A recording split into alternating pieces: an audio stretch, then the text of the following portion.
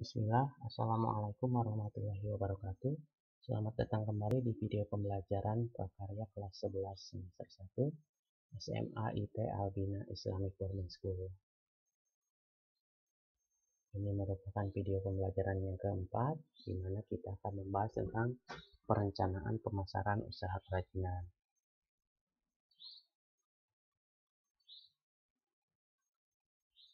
Perencanaan pemasaran usaha kerajinan.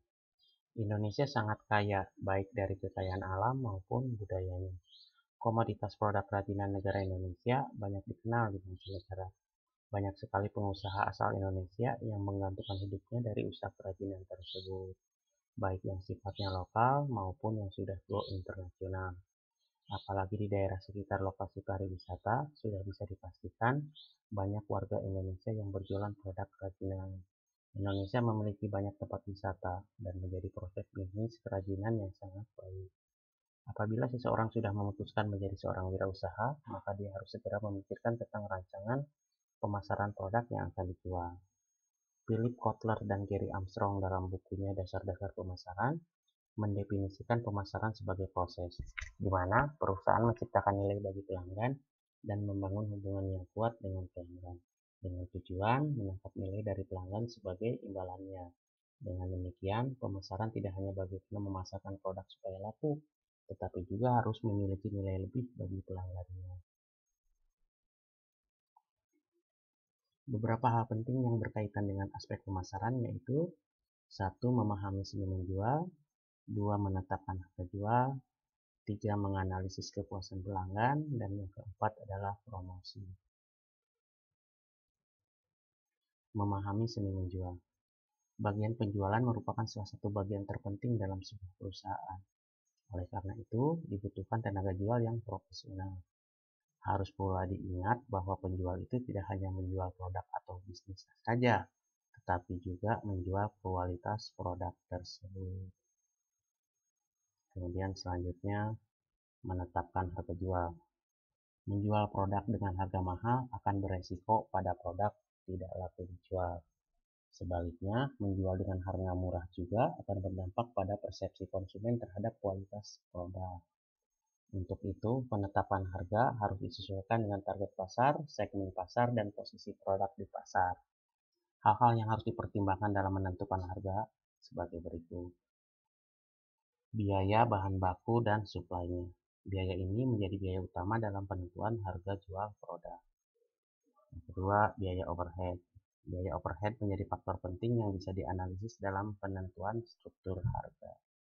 Contohnya adalah biaya administrasi, biaya pengiriman, biaya alat tulis kantor ATK, biaya sewa kantor, biaya telepon, dan biaya listrik. Kemudian yang terakhir adalah biaya tenaga kerja. Biaya tenaga kerja merupakan biaya tenaga kerja dalam memproduksi suatu barang. Contohnya adalah biaya gaji karyawan, biaya uang lembur, insentif atau bonus. Untuk menentukan harga jual sebuah produk, maka perlu mengetahui total biaya atau total cost yang dibutuhkan dalam membuat produk tersebut. Maka biaya total yaitu total biaya bahan baku ditambah total biaya overhead ditambah total biaya tenaga kerja. Menganalisis kepuasan pelanggan.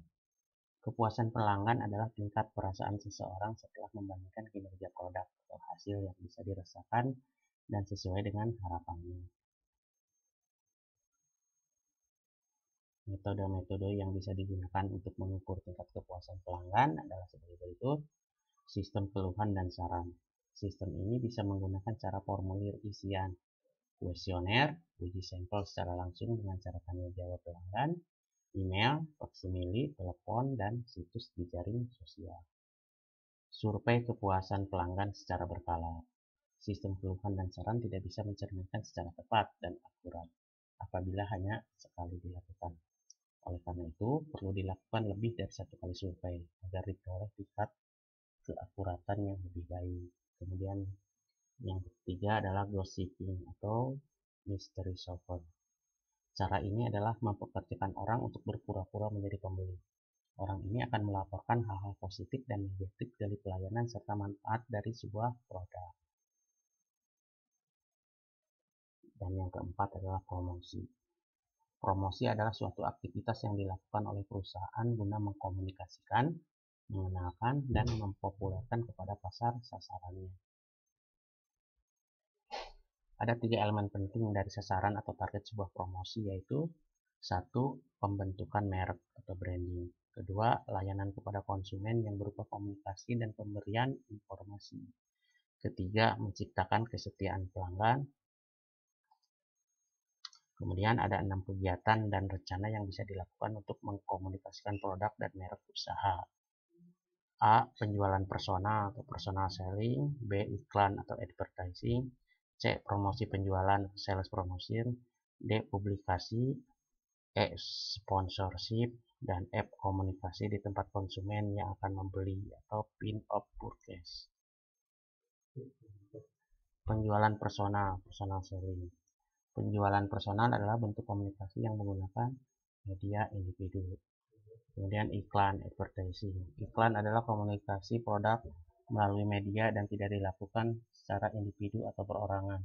Melalui sistem komunikasi, diharapkan calon pelanggan bisa melihat, mendengar, membaca, mengenal, dan akhirnya tertarik pada produk yang diiklankan di sebuah media, misalkan spanduk, banner, internet, radio, atau televisi. Ketiga, promosi penjualan, sales promotion. Promosi digunakan untuk memasarkan dan mengkomunikasikan pesan produk Anda kepada calon konsumen. Promosi penjualan terdiri beragam alat promosi yang dirancang untuk mengetahui kecepatan dan kekuatan rangsangan dan respon pasar terhadap produk. Keempat, publikasi. Publikasi mencakup pengaturan komunikasi massa di luar iklan dan promosi penjualan. Biasanya publikasi bertujuan untuk meningkatkan penjualan atau memperkuat merek serta tidak langsung dan tidak bersifat menjual.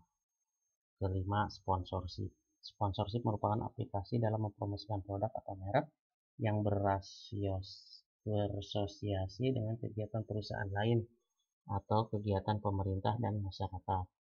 Dan yang terakhir adalah komunikasi di tempat konsumen yang akan membeli atau pin of purchase. Komunikasi dengan sistem ini bertujuan untuk mempengaruhi seseorang pada saat orang tersebut akan mengambil keputusan untuk membeli sebuah produk. Dan akhirnya kita sampai juga pada penghujung video pembelajaran yang keempat ini. Kita akan bertemu lagi di video pembelajaran yang kelima. Syukron, jazakumullahu khairan, wassalamualaikum warahmatullahi wabarakatuh.